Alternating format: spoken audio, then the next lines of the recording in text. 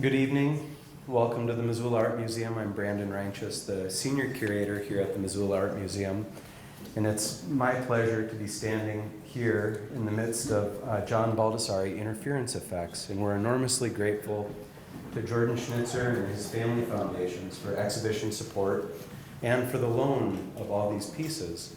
I think a lot of people look at John Baldessari's work and they think, why Montana? Why the Missoula Art Museum? But with an artist of his stature, who's so international and has influenced such a score of artists across the globe, it's hard to separate regionally the influence that John Baldessari has. He's certainly been enormously important for Western artists and for artists in Montana thinking and engaging with conceptual art. George Gogas was just talking about how Walter Hook did something similar to John Baldessari, where he separated the image and the title from different things. And I thought, well, that's a great point. I had forgotten completely about that example. We're really excited to have Matt Hamon speaking about John Baldessari's work tonight. Matt has such a strong background in so many things, including photography, some really insightful art criticism, and as well as his own artistic practice, that it's really great to hear his perspective on different artists. And it's not the first time that we've asked him to engage with art exhibits here at the Missoula Art Museum. Previously, we had him speak about Holly Andres' work, and it was after that lecture that I had new insight about her work, even though I had spent months with the show up until that point. And I think anytime a lecturer can cause you to look at the different artworks around you anew, it's really a special talent and something fun. No pressure, Matt. Matt, in his personal career, he's really multimedia. He teaches at the University of Montana as associate professor of photography. And is that it? Just photography? Pretty much. Although he covers other realms as well. His own practice has really gotten quite a bit of attention these past, I guess, a year and a half or so, 2 years. And he's been traveling internationally and been included in a number of really wonderful exhibition and prizes, including the 2016 and the 2017 editions of the Taylor Wessing Prize at the National Portrait Gallery in London, as well as the Royal Photographic Society International Photographic Exhibition 160. So these are really large and prestigious exhibitions and awards to be receiving, and it's pretty amazing that we have him as a resource here in Missoula. Without further ado, I'll turn it over to Matt. I would like to say thank you to MCAT for a media assistance grant that makes the recording of tonight's lecture possible, so thank you, MCAT. If anybody has your cell phones on, if you'd please silence your cell phones, we'll get on with the lecture. Thank you so much. Matt Hamon. Okay. I think that's on. Is that on? Yeah. Okay. Thanks, Brandon, and thank all of you for coming out on this strange Tuesday evening at 7. I was telling Brandon that we're approaching my bedtime. I have a 4-year-old and a toddler who kind of make early bedtimes appropriate, but I'll try to stay awake for all of you. And thanks to Ma'am for bringing this amazing exhibition here to Missoula. I think typically you would need to be in a major metropolitan center to see work by Baldessari at all, and let alone a collection of this scope. So tonight I'm going to talk, of course, about Baldessari, and my plan is to try to orient us to conceptual art, and then I'll talk a little bit about some other practitioners in addition to Baldessari, and then finally offer some lenses potentially to view Baldessari's work through. Curiously, I have to admit that I've never been a fan of Baldessari, and when Brandon contacted me to talk about this work, my motivation for agreeing to do it was I thought, okay, this is an opportunity for me to invest some energy and maybe to understand it a little more. As I've prepared for this lecture, I still don't know that I like looking at the work, and I don't mean to spoil my lecture by saying this, but I really do like thinking about the work, and of course that's kind of a primary aspect of conceptual art. Okay, so I guess I should also mention some of the reasons that I've been a skeptic or not that interested in Baldessari's work. I describe it within the genre of meta art, so art about art, which is curious because I'm interested in how art works, so you would think that I would appreciate it. It also seems to often be sarcastic and engage in humor and a dry wit, and I think anyone who knows me would probably describe me as someone full of sarcasm, so that's also strange that I haven't appreciated his work. And there are degrees of ambiguity in the work in terms of narrative content and ideas that I've struggled with. But of course they say we mock what we don't understand, so I probably haven't understood Baldessari very well. I want to read this quote from him from an interview in ArtNet in 2004. And this is, I think, a way for me to orient myself generally to the practice of art, thinking about art. And I think it's helpful also to validate all of your interests in visual art. Baldessari said, "I always had this idea that doing art was a masturbatory activity, and it didn't really help anybody. I was teaching kids in the California Youth Authority an honor camp where they send kids instead of sending them to prison. One kid came to me one day and asked if I would open up the arts and crafts building at night so they could work. I said, if all you guys will be cool in class, then I'll babysit you. It worked like a charm. Here were these kids that had no values I could embrace, that cared about art more than I do. So I said, well, I guess art has some function in society, and I haven't gotten beyond that yet. But it was enough to convince me that art did some good somehow. I just needed a reason that wasn't all about myself." And I would describe that as having a relationship to art that involves faith. And I think to be here tonight thinking about this work, to be a practitioner of art, to do the incredible work that it takes to maintain a facility like this, to present art in this community, probably mostly relies on faith. And I think to a large degree, conceptual art relies on faith particularly. So here's a little quiz for you. Do any of you recognize who is in this picture? The Pope? The Pope? Maybe on the left? It's not. Good, nice guess. Here, I'll how about this? President Obama. So this is not a Baldessari, and be warned, there are a lot of things in my presentation that look like Baldessari's, but that are not. Yes, it's President Obama. With Baldessari? With Baldessari, presenting him with the National Medal of Arts in 2014. And I just wanted to create that little exercise as a way of sort of thinking about the common reference to Baldessari, these dots, and how they work on directing or redacting our attention and information in images.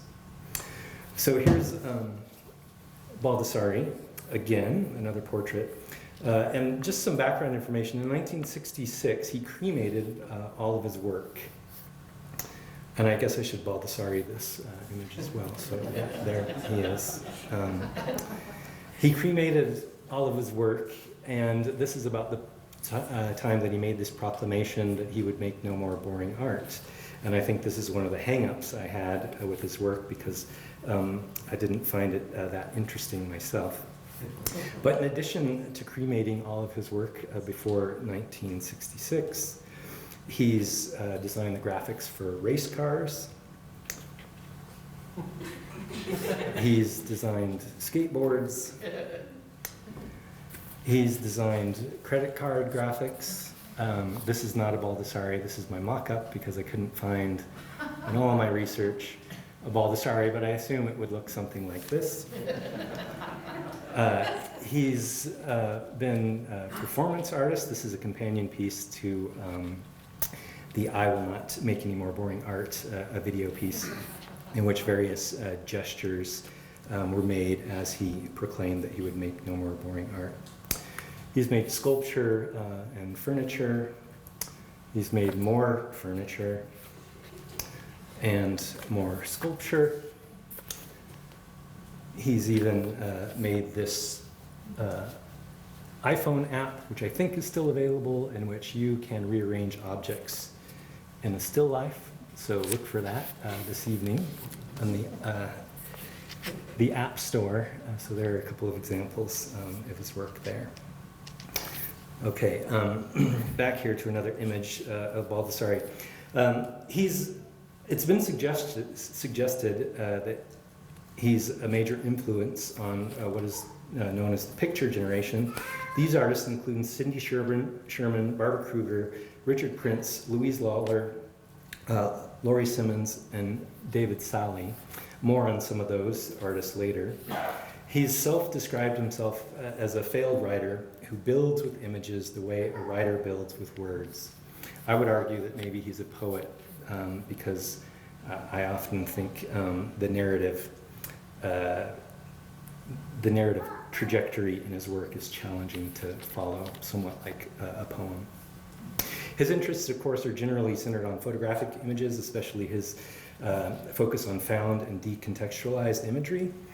He said that I never really considered photography as a medium, as an end to itself. I never have given much deference to any one medium. I always thought it was to serve me, not for me to serve it. His work could also be considered in the context of postmodernity, in that it rarely can be defined or categorized in one specific medium. And that type of pastiche, I think, is a premise of postmodern modern imagery and objects. His work is distinguished by efforts to produce artless art. This is his term, and a term that describes his intention of stripping the ingrained valuation of imagery, content, materials, processes, presentation, and traditional beauty from artworks. Okay, so I had been thinking about the struggles I had to appreciate Baldessari's work, and so I looked for other people who might also struggle with Baldessari's work. This work by Bernard Vinet from 1993, it's on the campus of MIT, was described as pretentious nonsense in 2008 by Andy Rooney of 60 Minutes. Here's a quote by Joe Rogan of Fear Factor fame. I guess he's a comedian, also apparently has some pretty conservative views. But he was at LACMA, the LA County Museum of Art, and he said, that place is dog shit. It's one of the worst museums I've ever been to in my entire life. Well, I went with my kids because I thought it'd be fun to take the kids to the art museum. My kids love art, and they could see some cool paintings and shit. And I knew we were fucked when we first got there because we walked into this room and it looks like there are these curvy walls. This is what he was looking at. And I felt like you go inside the curvy walls and there's probably some, no, we're fucked. It's none of these. It's none of these places. And there were all these super pretentious people. They were like, please don't touch that. Everyone, you go there, you're like, everywhere you go there, they're like, don't touch, don't touch, don't touch. Okay. This is Richard Serra's band in LACMA. Here's another curious bit of commentary by Paul Watson. I don't think I had encountered him before doing this research, but he's a conservative YouTube commentator who also has appeared on InfoWars, if you're familiar with that. Modern or conceptual art isn't art at all. It's one big circle jerk of pretentious twats trying to make themselves look sophisticated by ascribing meaning to something that's completely meaningless. Why is it that the most talentless and vacacious shit gets promoted by the art establishment? Well, it's partly born out of elitism. If the artistic merit of a bunch of squiggly lines can only be appreciated by a select number of privileged insiders, they can sneer at the uninitiated and justify their own intellectual superiority. He continues, when you see something intently staring, when you see someone intently staring at a Jackson Pollock-style vomit canvas, they're not really trying to ascertain its deeper meaning. It's all just an act to prove to other pompous wankers that they're part of the same cult of aesthetic relativism, while sneering at the Philistine general public who just don't get it, despite the fact that there's nothing to get. Conceptual art is, he continues, conceptual art is shit. It doesn't enrich our culture. It degrades and cheapens society by exalting the vulgar, the crass, and the scatological.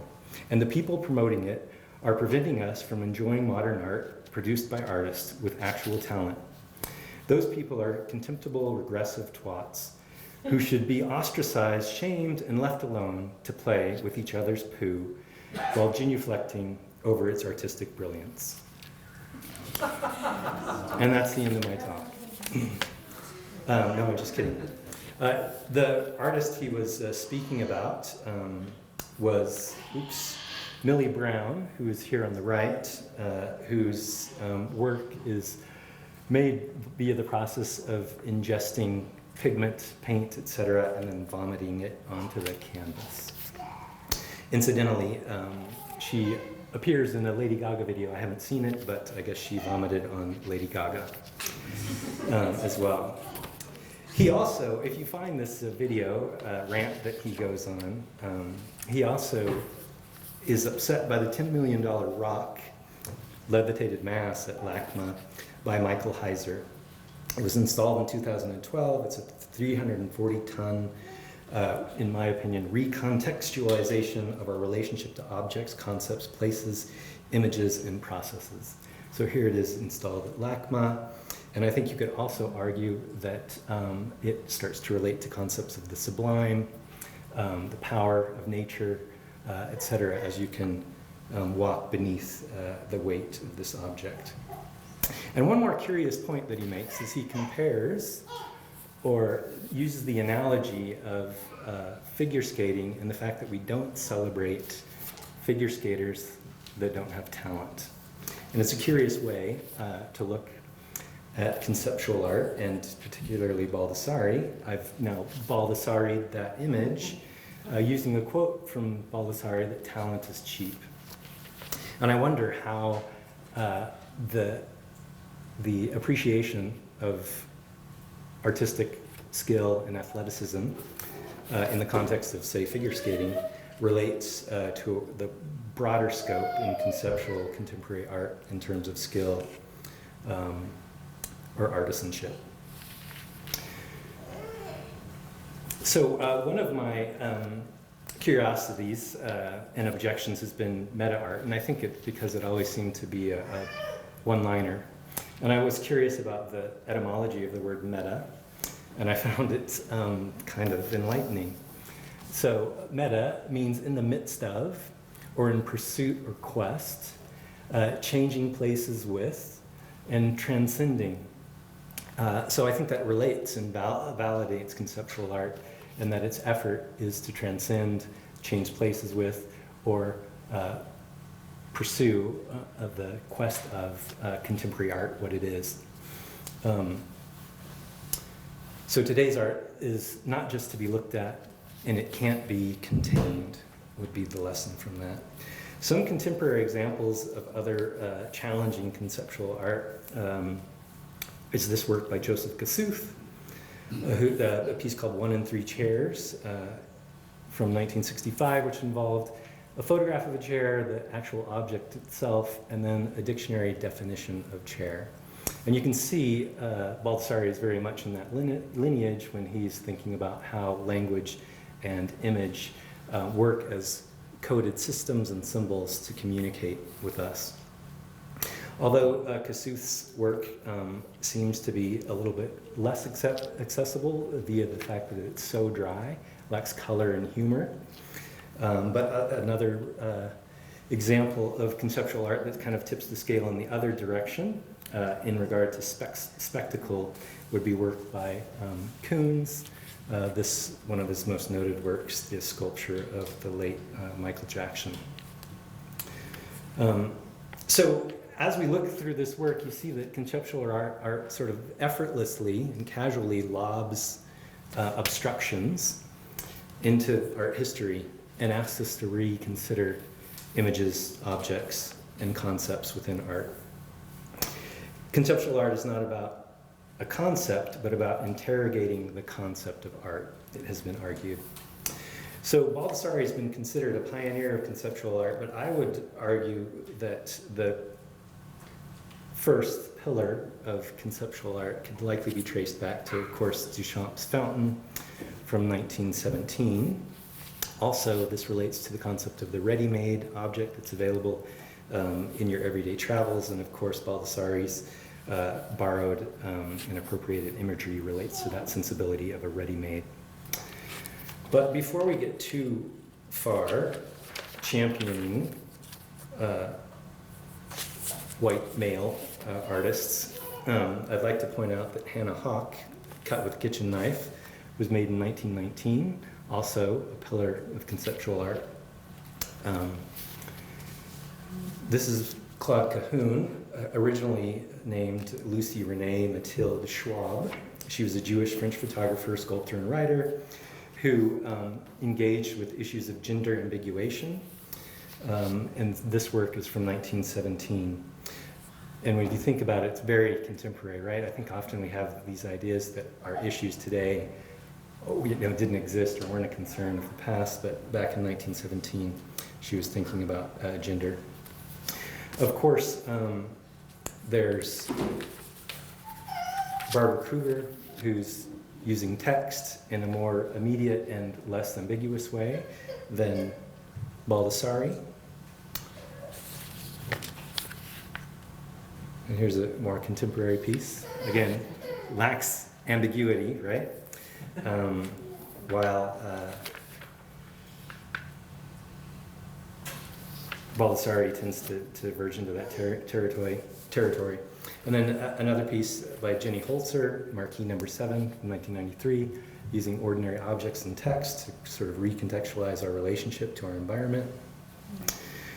Cindy Sherman works on what she calls types, in this case East Coast types and West Coast types. You can probably guess which coast she's performing on each of those. I guess I should have reversed them, right? But Cindy Sherman, another one of the picture generation who've been inspired by Baldessari, also relates to him in that he often thinks about these dots sort of neutralizing the context of images, making them become like general types. And then finally, I'd like to mention Adrienne Piper.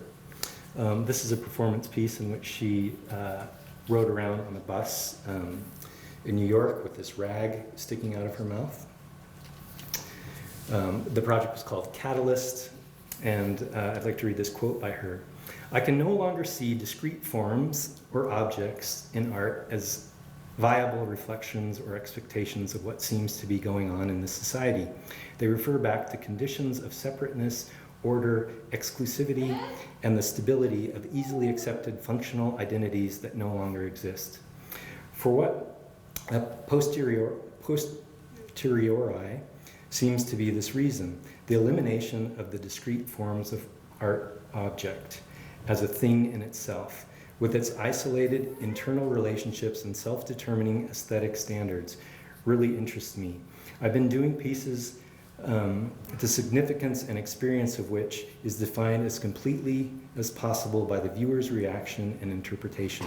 Ideally, the work has no meaning or independent existence outside of its function as a medium of change. It exists only as a catalytic agent between myself and the viewer, preserving the impact and the uncategorized nature of the confrontation. not overly defining myself to viewers as artwork by performing any usual theatrical actions of any kind. I follow Kant in contending that what cannot be categorized cannot be recognized.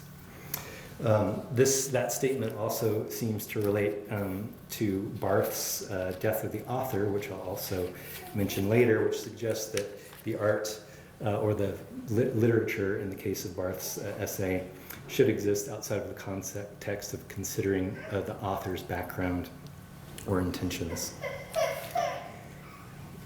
A couple of more pieces that I love by Adrian Piper are these business cards that she would hand out as she moved through the world. In this case, responding to issues of racism.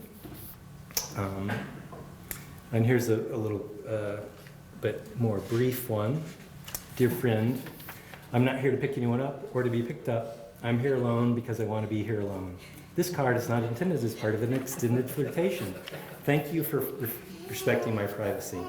So once more, I think because of my observation of contemporary issues, Adrian Piper seems to be immediate over and over again.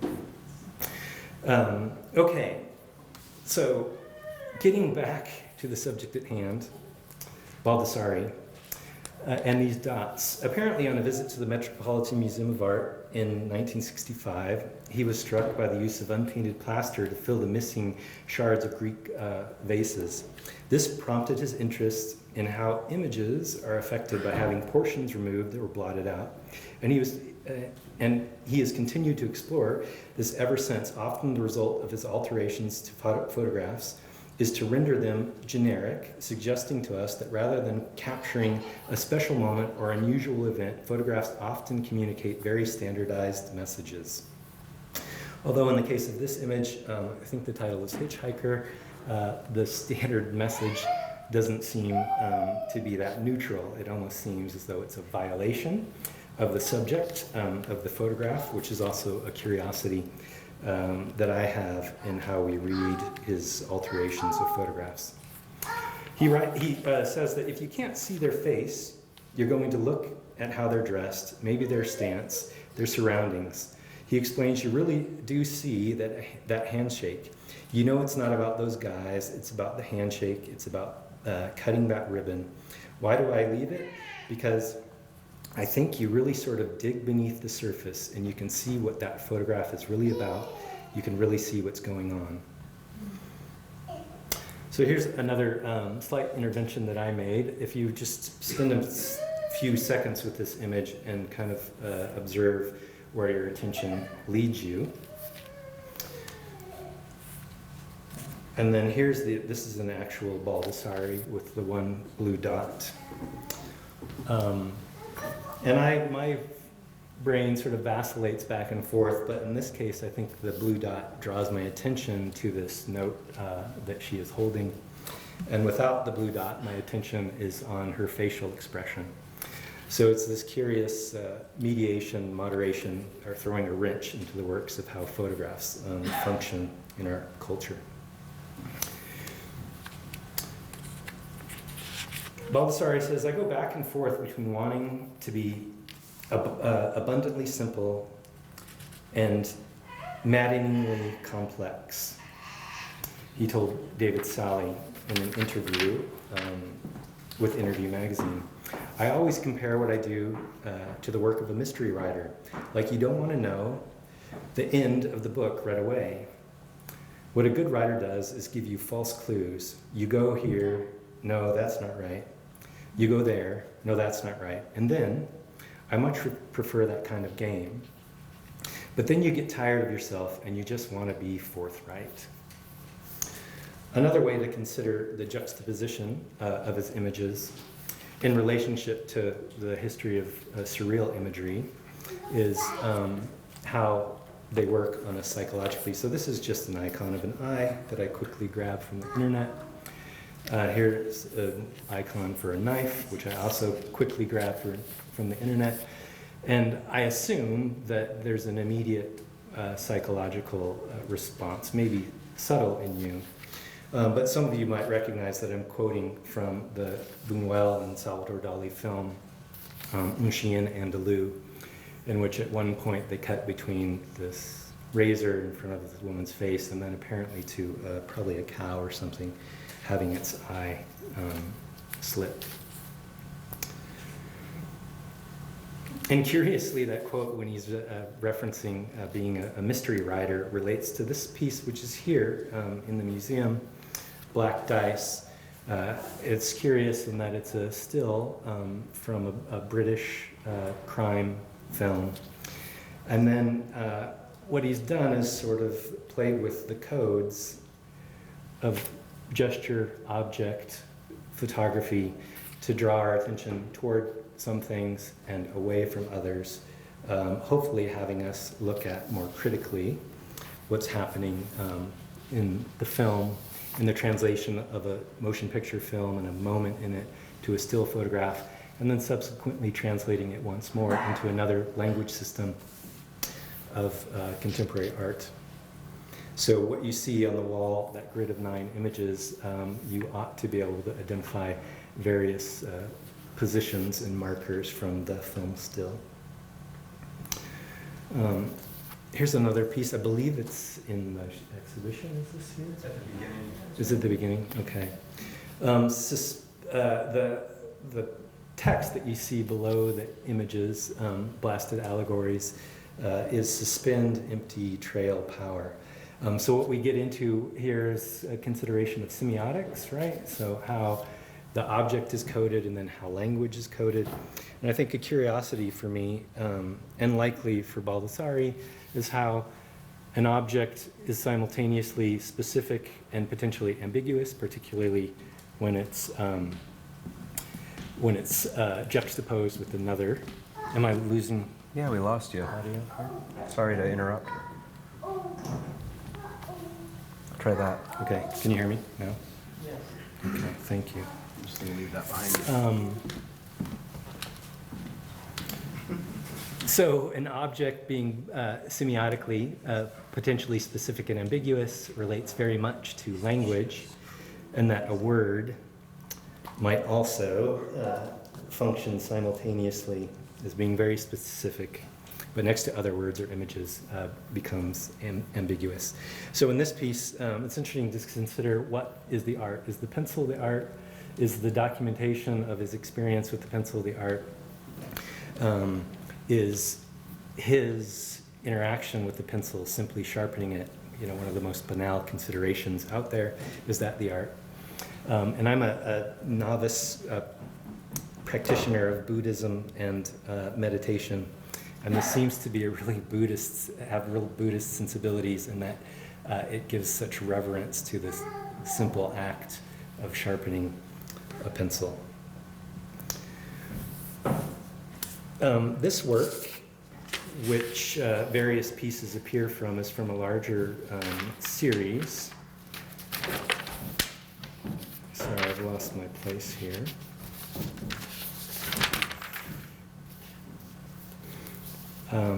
A larger series that relates to Hegel's theory of the abyss. And this, once more, when you consider the ubiquitous nature of photography in our culture, his manipulation of photographs in our culture, you can see how Hegel's theory of the abyss would relate.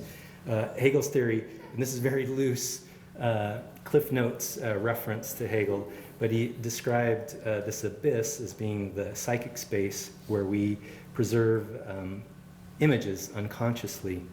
He describes it as a form of magnetic somnambulism. I love that word, sleepwalking, right? Somnambulism. A form of amnesia, repository of all our experiences, perceptions, imaginings, fantasies, repressed thoughts, drives, and instincts. So the various pieces of work from the series Hegel's Cellar might be considered in that regard. So finally, I'm going to try to wrap this pretty quickly, but I just wanted to offer various observations that I've made, particularly while teaching a course at the university contemporary theories with grad students. I think one of them's here at least. Is one of my grad students here? Darla? Where are you, Darla? Yeah, Darla. Engaged, curious grad students. So we've been doing a lot of reading of critical theory, and of course, because it's so present in my mind, a lot of that sensibility has informed how I'm looking at this work. So the dots, I think, initially have the response to bring us back to the surface of a photograph. I always think of photographs as sort of being a window into an event at another time in another place, And in the context of Baldassare, maybe that's a rabbit hole that we can fall into. So it's a curious fact, particularly when you see the texture, in this case, acrylic paint painted right on top of the images. It returns us to the surface of the object and to this reality that we live in. I also thought I would reference color, and here are those squiggly lines, right, that any of us twats consider high art. We read together in my grad class essays by David Batchelor in a book called Chromophobia. In the book, there are frequent references to 17th century Dutch painting and the color palette, and then contemporary art and its color palette and flatness. The sense of flatness here and the sense of volume there. And of course, we see that immediately in Baldassare's work too. This discussion of color palette and flatness was also very involved in a gendered sensibility, a gendered response to this being feminine and that being masculine. If you're getting upset, you should read Batchelor. It's engaging. So it's curious, the dots that Baldassare used at first were white, but then he started using primary and secondary colors of the color wheel. He chose this limitation in order to avoid aesthetic color choices, as you see in that early work in which he was painting. What he wanted to do is follow an arbitrary system. And the piece that I want to read by David Batchelor also equates color, bright colors, as an offense to classical sensibilities in images like this, using the metaphor of laughter. And I want to use this quote because, of course, there's a sense of humor often in Baldassare's work. Laughter was dethroning, a usurping of the official by the unofficial, a corruption of the refined by the vulgar. And it was laughter, all the loud, riotous laughter, that was seeing the powerful and the pompous get their comeuppance. Laughter is many things, of course. It is, among other things, a wordless language spoken by the body when our standard vocabularies desert us. Carnival is the fall as comedy, so the fall of culture. For Baudelaire, writing in the essence of laughter, it was certain that human laughter is intimately connected with the accident of an ancient fall, of a physical and moral degradation. But at the same time, in this fall, there was also always a renewal found, as Batkin put it, in laughter's indissoluble and essential relation to freedom. So I think that would be another context to consider conceptual art, the pun, the sense of humor, the absurdity, the lowbrow, potentially being motivated by creating a new freedom. We also read Baudrillard's Simulacra and Simulation. And again, these are the Cliff Notes versions of these points. But I think they relate to a lot of what we might apply to considering Baldassare's work.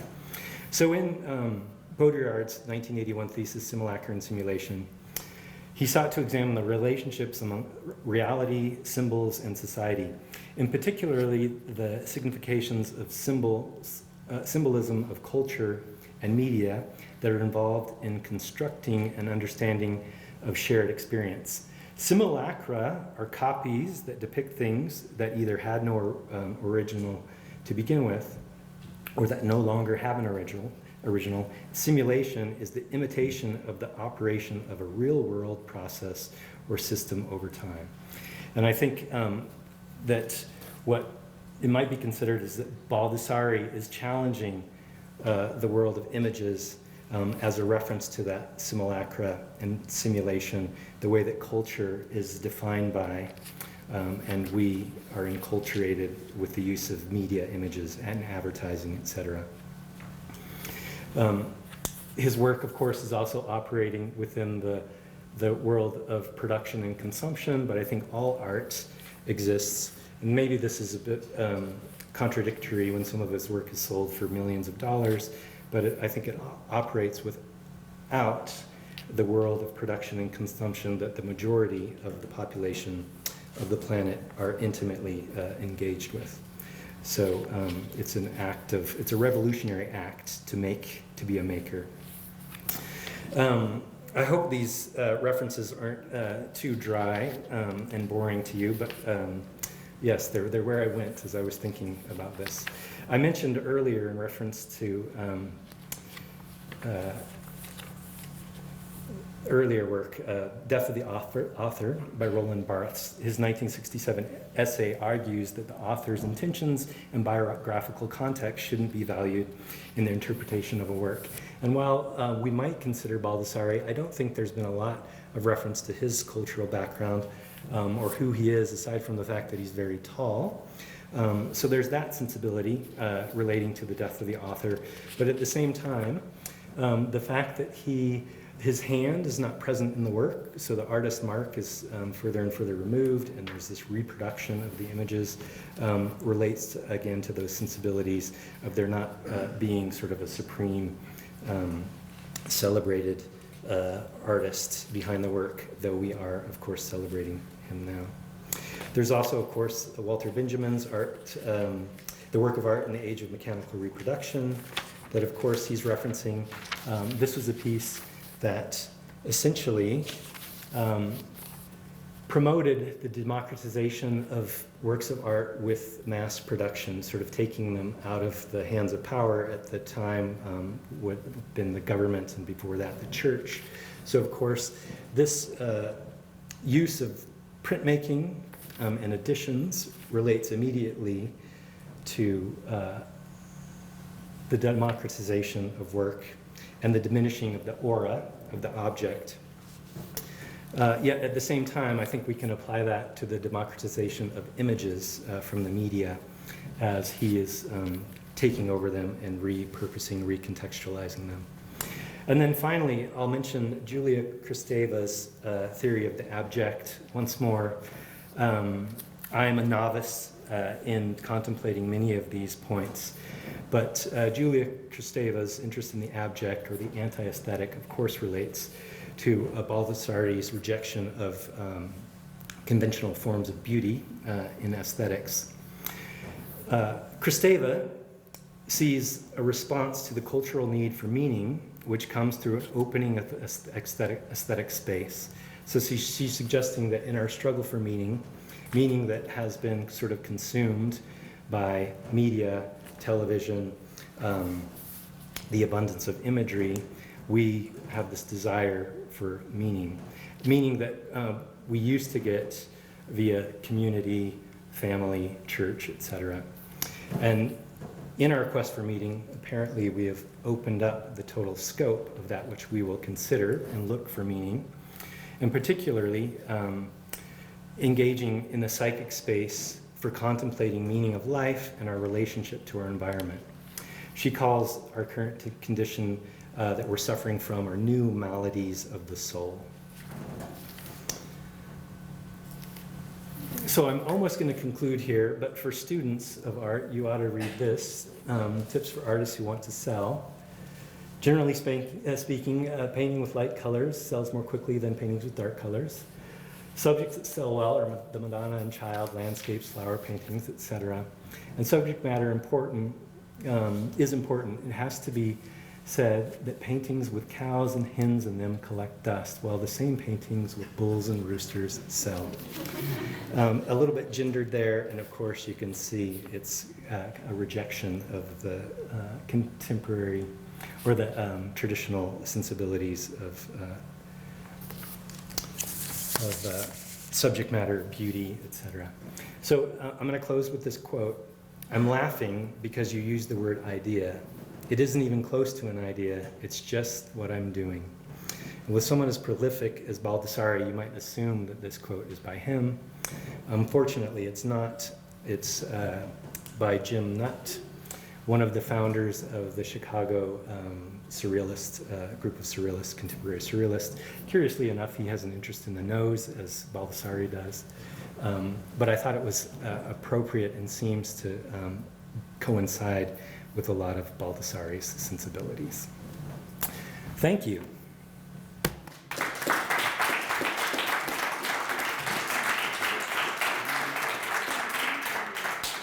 I didn't either. I'm happy to answer any questions, although that was pretty exhaustive,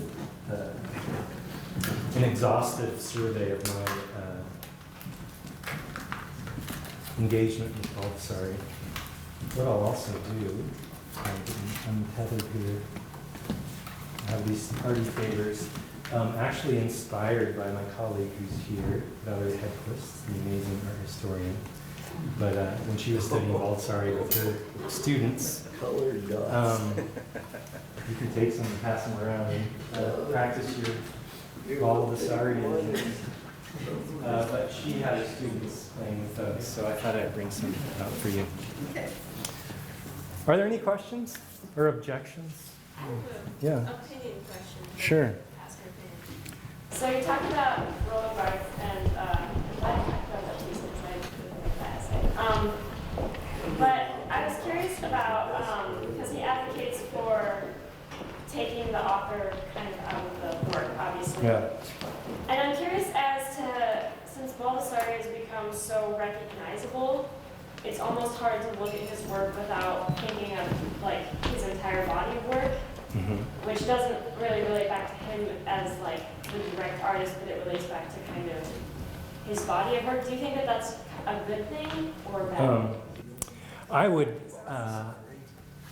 probably presume that that validates the death of the author in Barths because it sort of makes the work generic, right? There's a aesthetic that is so, it's been sort of maybe neutralized via the level of production, and the fact that it's also so easy might suggest that. Just while we're on the subject of death of the author, it's also very problematic in that the concept that we shouldn't consider the culture and motivations of an author, because then it denies their cultural background, right? So it's a pretty interesting piece to read and argue with people. So anyway. Anything else? The idea, though, that the author can't be there telling her audience all the time what she needs.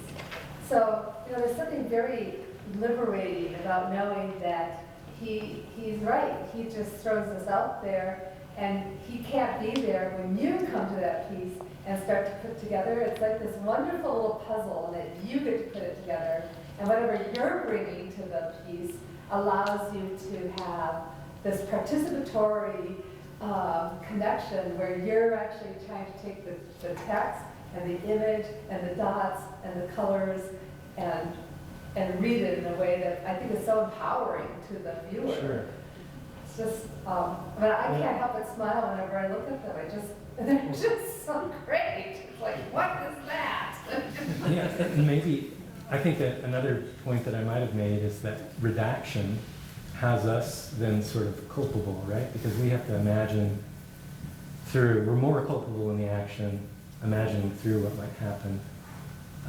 So I guess you could argue that it's more participatory that way. And also kind of democratizes the work, makes it accessible in a way that maybe Kossuth's chair, and various other iterations of that aren't. Yeah. Is that all? Okay, yeah. Oh, yeah. Was it ever about censorship? Like, coming from when he started doing it, was that ever a consideration? Oh gosh, I didn't really encounter that in my research. I don't know if Valerie, do you mean like his effort at censoring the, I don't know the timeline well enough, Yeah. like when he started doing this. in but- about 60, mid-60s Yeah, is when he started. Cold War stuff, there are all sorts of government censorship Yeah. and strange things coming out of Russia and then from the FBI and whatnot. Was that in any way a response, or was it? I don't think so. I don't think the applications of the decals were for that purpose. I think they were sort of a kind of intervention to recontextualize photographic imagery and have us engage with it in a different way. Some themes, however, this piece behind you with the red and green dots, I read that there's a book in the mid-60s about the power of groups and kind of analyzing how groups can respond to the power of an individual. And of course that relates to the history of war, and Nazi Germany, etc. But it's said, and I think Baldessari has said this, that work, when you see groups that are being manipulated, is inspired by that book and by the idea of how groups kind of think collectively and can be seduced by an individual in that regard. Yeah.